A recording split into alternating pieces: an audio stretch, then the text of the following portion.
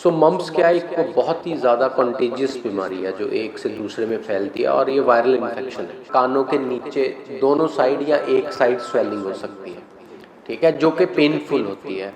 बच्चे को खाने पीने में दिक्कतें होती हैं। इस इन्फेक्शन के बाद हेयरिंग लॉस होता है और हेयरिंग लॉस कई बार ऐसा होता है कि कान उनका, स्पेशली एक कान हमेशा के लिए डैमेज हो जाता है, परमानेंट प्रोफाउंड हेयरिंग लॉस हो सकता है। ये जो अल्टरनेटिव मेडिसिन हैं या ये जो घरेलू उपचार है उनके उनके चक्करों में ना पड़े और कॉम्प्लिकेशंस होने से बचें। राजीव कपिला, मैं एक ईएनटी स्पेशलिस्ट, नाक कान गला विशेषज्ञ हूँ। सर, एक जो मम्प्स की बीमारी है जिसको हिंदी में हम गलसुआ भी बोलते हैं, वो बीमारी जो है आजकल बहुत फैल रही है, खास करके उत्तर भारत में। पहले कर्नाटक में थी बीमारी, तो वहाँ से पूरे नॉर्थ इंडिया में फैली। किस तरह की बीमारी है, क्या लक्षण है, क्या इसका उपचार? देखो, लास्ट 1 ईयर से हमारे पेशेंट्स में काफ़ी ज़्यादा इंक्रीज़ हुआ है मम्प्स के केसेस का। सो मम्प्स क्या है, एक बहुत ही ज़्यादा कंटेजियस बीमारी है जो एक से दूसरे में फैलती है और ये वायरल इन्फेक्शन है। और ये ज़्यादातर बड़े बच्चे हैं जो टीन एज में हैं, जो उनमें होती है। तो ये प्रेजेंट करती है बायलेटरल पैरोटिड स्वेलिंग, मतलब चेहरे के कान के नीचे दोनों साइड स्वेलिंग हो जाती है। तो इसके इंसिडेंसेस बहुत बड़े हैं रिसेंटली। इसकी वैसे तो हमारे देश में बच्चों में इम्यूनाइजेशन होती है मम्प्स की, जो हर बच्चे को लगती है। In spite of the immunisation mumps के केसेस काफ़ी बढ़ रहे हैं। सो ये एक डाउट क्रिएट करता है कि या तो ये जो आरएनए वायरस है, जो मम्प्स का वायरस है, पॉलीमिक्सो वायरस, इसका स्ट्रेन चेंज हो गया, जिसके कारण जो वैक्सीन की इफ़ेक्टिवनेस है वो कम हो गई है ना। तो ये एक कारण हो सकता है कि इफ़ेक्टिवनेस वैक्सीन की कम हो रही है। तो सर, किस तरह के और लक्षण दिखते हैं, जैसे कान के नीचे स्वेलिंग होनी है? और हाँ, तो ये प्रेजेंट करता है just like any other viral infection. बुखार होगा, बॉडी एक्स, फीवर, माइल्जिया, है ना। और मैंने आपके बताया कि कानों के नीचे दोनों साइड या एक साइड स्वेलिंग हो सकती है, ठीक है, जो कि पेनफुल होती है। बच्चे को खाने पीने में दिक्कतें होती हैं, ठीक है। बट ये बीमारी यहाँ तक ही सीमित नहीं रहती, इसके और कई सारे कॉम्प्लिकेशंस हो सकते हैं। जैसे हमारे केस में ये बच्चों इनमें से बहुत सारे लोगों को इस इन्फेक्शन के बाद हेयरिंग लॉस होता है।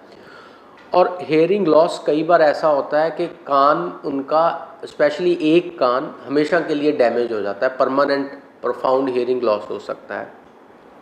फिर ये मेल्स में स्पेशली टेस्टिकल्स की इन्फेक्शन कॉज कर सकता है, तो इनफर्टिलिटी हो सकती है मेल्स में। और भी इसके कई सारे साइड इफ़ेक्ट्स हैं जो हो सकते हैं। तो सर, कैसी सिचुएशन में, जैसे लोगों को पहले पता ही नहीं चलता, वो कहीं और चले जाते हैं, मतलब तो ऐसी सिचुएशन में क्या करना चाहिए पेशेंट्स को उसके बारे में? देखो, इसका यही है कि इसका ट्रीटमेंट सिम्टोमेटिक है। आप बुखार को ज़्यादा बढ़ने मत दो, इन्फ्लेमेशन को ज़्यादा बढ़ने मत दो। बहुत बार क्योंकि कान के नीचे स्वेलिंग होती है तो हमें एंटीबायोटिक्स देने पड़ते हैं। तो एंटीबायोटिक से क्या देखा गया कि सेकेंडरी बैक्टीरियल इन्फेक्शन के चांसेस कम हो जाते हैं और रिकवरी रैपिड हो जाती है। तो अगर आप टाइमली इंटरवेंशन करते हो और अपनी डाइट, न्यूट्रिशन और सिम्टोमेटिक ट्रीटमेंट लेते हो तो कॉम्प्लिकेशंस होने के चांसेस कम हो जाते हैं। सर, ये एक बच्चे से दूसरे बच्चे को भी जैसे हो सकते हैं? हाँ, बिल्कुल, ये बहुत कंटेजियस प्रॉब्लम है।